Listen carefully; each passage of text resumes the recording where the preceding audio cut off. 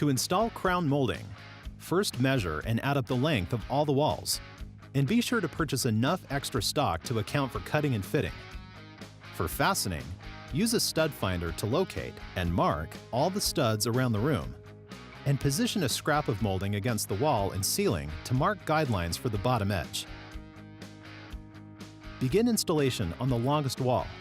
Here, because the wall is longer than our molding, we'll need to join two pieces to complete the run.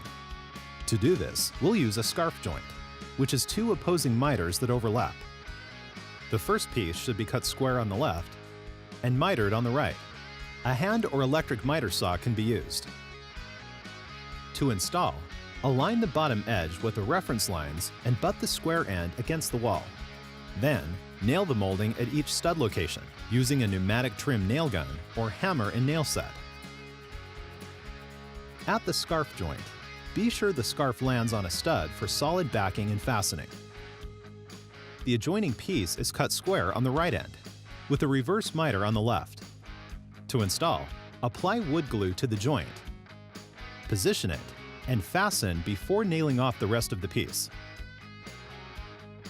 On the adjacent wall, we'll be installing a full-length piece which is measured from wall to wall.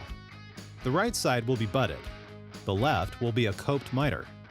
To make the cope joint, miter the left end of the molding, and then back cut it with a coping saw, following the trim's profile as a reference for the blade. Then, file the edges clean so the profile slips neatly over the previous piece, creating an inside corner. Fasten the piece and continue the process of measuring, cutting, and fitting as you work your way around the room. For the last piece, we have an outside corner. Outside corners are made up of two opposing miters. Once cut, apply glue and install. Then, fill all nail holes with wood putty, caulk the seams, and the room is ready for painting.